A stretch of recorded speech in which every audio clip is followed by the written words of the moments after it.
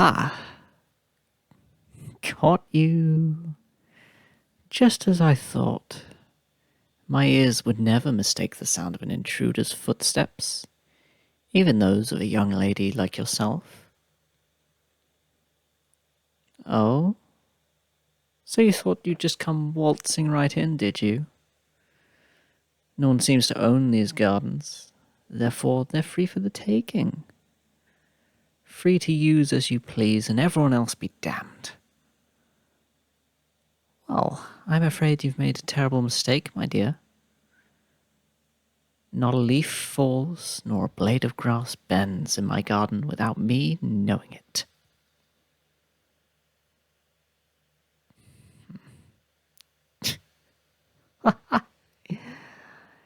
Do you really expect me to believe that? How do I know you're not just another fool aiming to turn this blessed land into a house of revelry? You'd think the tales of all those lost to these woods before them would be enough to ward them off. But danger has the voice of a siren. They just can't seem to resist her call. And neither can you, apparently. You just couldn't resist the chance to come out here, away from prying eyes, and to make a little mischief, could you? Oh, a likely story.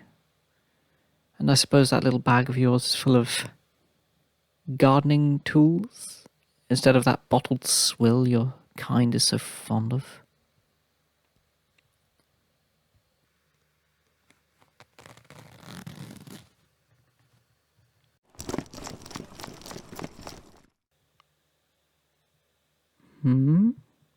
A trowel? What on earth is going? There's all sorts of things. Gloves, fork, pruners. Well, I'll be damned.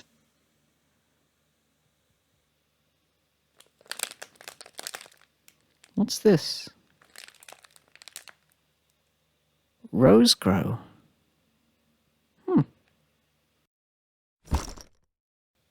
Well, by my scarlet whore, it is you. You're the one who's been tending to my roses. Did you also plant the new ones over there?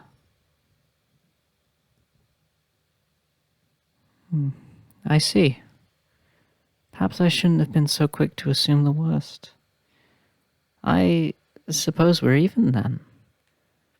True, you shouldn't have been trespassing, but you've done me a great kindness by helping me care for this place. Especially as far as my roses are concerned. Oh. Would you look at that? You even took care to prune the canes before you put them in.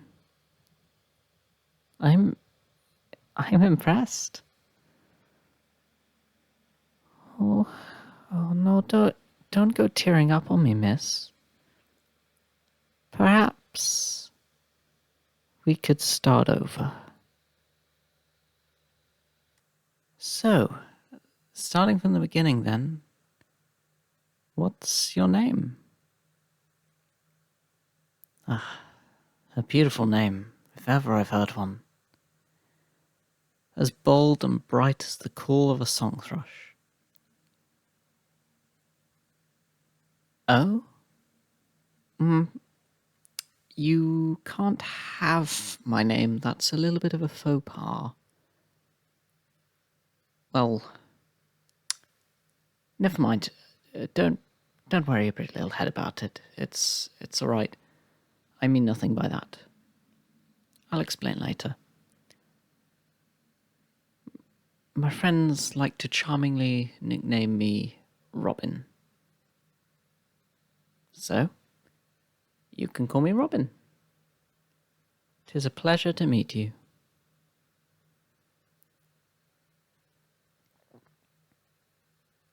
Yes, these gardens are mine. This land has belonged to my family since the dawn of time. Or so it feels. I confess, though, 'tis a bit hard to maintain with all my other responsibilities. I hardly even have time to tend the roses anymore. I'm fortunate they're a hardy variety.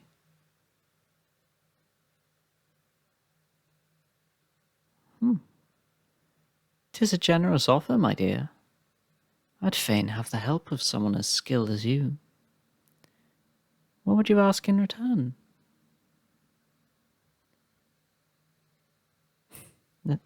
Nothing. Oh, playing the modest mouse, are we? Come now. What would you have from me? You truly need no payment? Well then, if you speak true, I'll gladly accept. I'd be mad to turn down a lovely soul like you, after all. Most of the time, my visitors, shall we call them, are like apples rotten at the heart. I'd almost given up hope of seeing anyone treat this place with an ounce of respect, until you came along. Caring this much for a patch of land not your own, expecting nothing in return. You've a good heart, my dear. Tell me, what brings you out into these woods? Doesn't their reputation give you pause? Ah, you're a brave one, then. Well, either brave or foolish.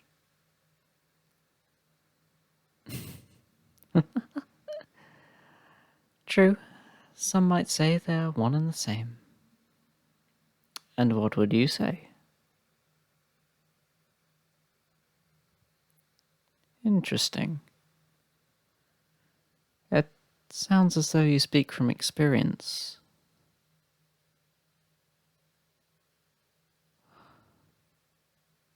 Oh, I'm very sorry to hear that, my dear. Your brother, you said? Oh, I see.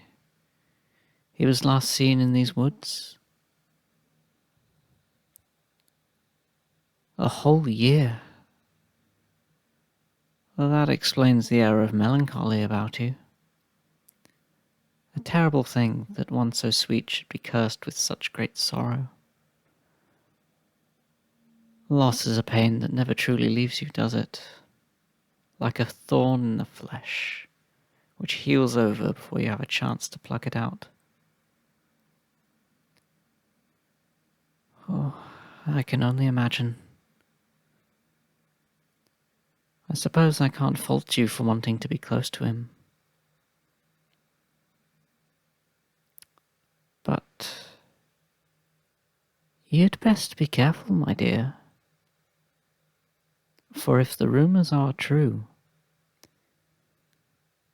the fair folk are alive and well in these woods. You don't think they might try and snatch you up? You never know. Their laws are different from ours, after all. Just because you can't think of any reason they'd want you, that doesn't mean there wouldn't be one. We all have things we want. Things we'd give anything to have. Things we'd break all our laws for, each and every one, if it meant we could have our heart's desire.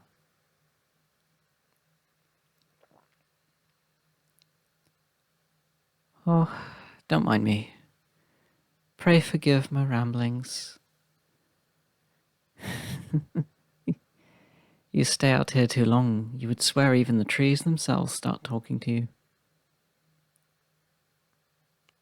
Now, before you head out on your way, let me give you something. I'll not let you walk out of here empty-handed. Take one of my roses with you. Perhaps you can grow a cutting from it.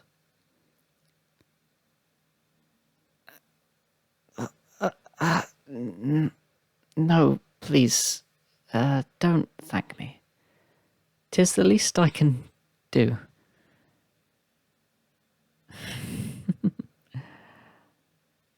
Well, I can't imagine you would have seen them before. They're my own secret variety, you see.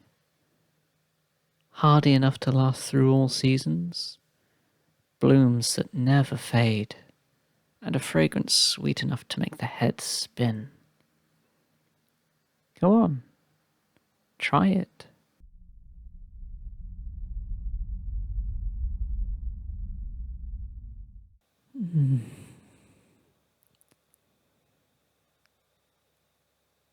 Lovely, isn't it?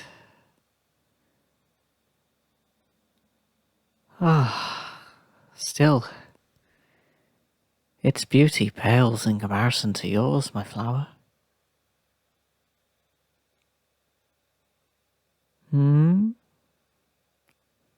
What's the matter, my dear? Feeling dizzy, are we?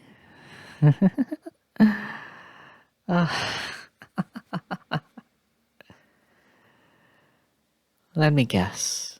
You feel a warm, tingling sensation spreading through your body.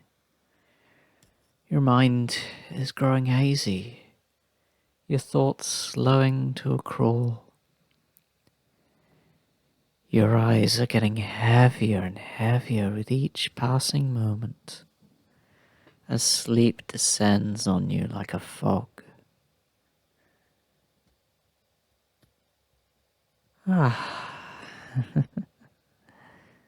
There we go. You see it now, don't you? No, my dear, it's not your dreams taking hold. At least, not yet. It's merely the veil starting to lift. Now that you're in my power, you're starting to see what I see. You can see things as they truly are. Both my garden and me.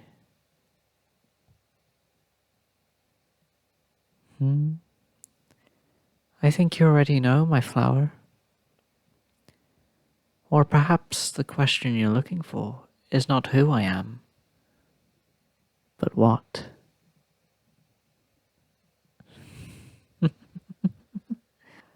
That's right. A word of advice? Don't be so hasty in giving your name out to strangers. You never know what they might do with it. No, my dear, I don't think I shall. On the contrary, you'll be coming with me. I've waited eons for someone like you. A mortal with your beauty and gentle soul, your reverence for the natural world. I'd be a fool to let you go.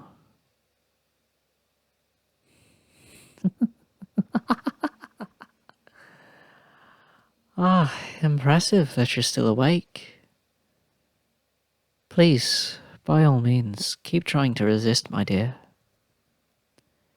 'Tis quite amusing. In the end, though, I'm afraid you'll find 'tis a fruitless battle. No mortal mind can resist my enchantments for long.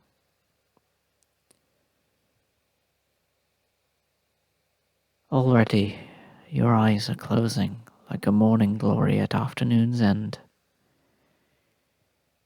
You needn't be afraid, I assure you.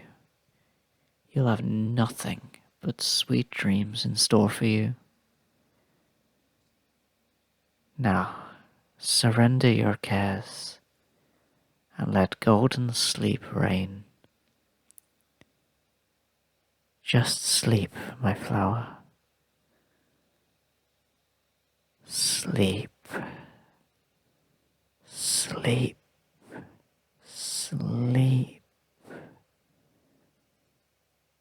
And I shall see you when you wake.